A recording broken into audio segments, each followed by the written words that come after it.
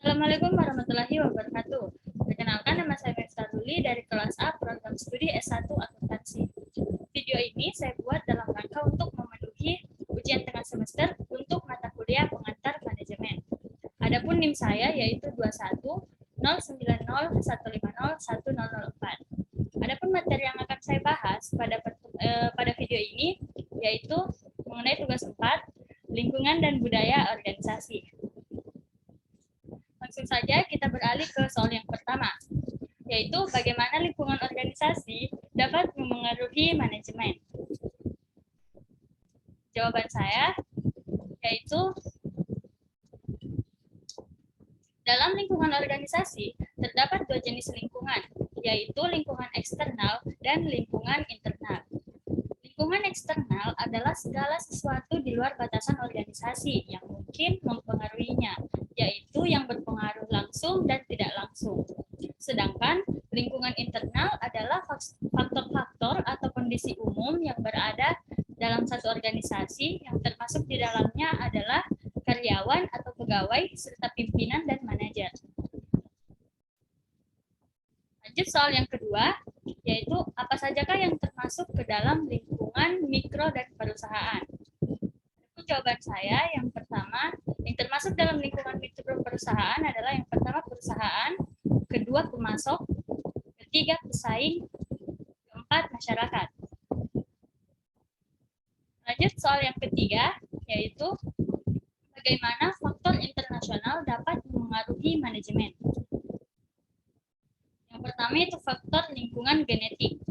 Faktor-faktor ini meliputi hal-hal yang melibatkan kebijakan asing dosmetik yang mempengaruhi keputusan pemasaran. Faktor-faktor tersebut cenderung tidak pasti, sekalipun ada beberapa yang bisa dikendalikan. Faktor-faktor tersebut adalah pertama, kekuatan politik atau hukum, kedua, iklim ekonomi, ketiga, struktur pesaing, dan selanjutnya yaitu yang kedua, faktor lingkungan asing. Faktor ini meliputi hal-hal yang berkaitan dengan kebijakan asing yang mempengaruhi keputusan pemasaran. Faktor ini cenderung tidak pasti dan sulit sekali dikendalikan. Faktor-faktor tersebut adalah yang pertama, political atau legal force, kedua, cultural force, ketiga, geography and infrastructure, keempat, structure of distribution, kelima, competitive force, dan yang keenam adalah economy force. Lanjut mengenai soal yang keempat. Bagaimana peran pemilik perusahaan dalam manajemen? Yang pertama yaitu mengelola SDM, di mana seorang pebisnis dapat menyelesaikan segala sesuatu melalui orang lain atau bagaimana memengaruhi orang lain agar dapat melaksanakan apa yang diperintahkan. Kedua, membuat keputusan tentang sumber daya dan operasi. Bagaimana mengelola sumber daya ekonomi dan mengelolanya menjadi lebih baik, dan pertimbangan seperti kebijakan eksternal, seperti aturan-aturan pemerintah. Ketiga, mengelola keuangan dan pelaporannya, di mana setiap aktivitas pemasukan atau pengeluaran, serta harta, utang, dan modal dibuat pelaporannya agar semua dapat termonitor dengan yang baik, sehingga dapat diketahui kerugian atau keuntungan suatu bisnis. Keempat, pengelolaan penjualan dan pemasaran, di mana kita ketahui penjualan dan pemasaran produk merupakan urat nadi dalam perusahaan atau bisnis.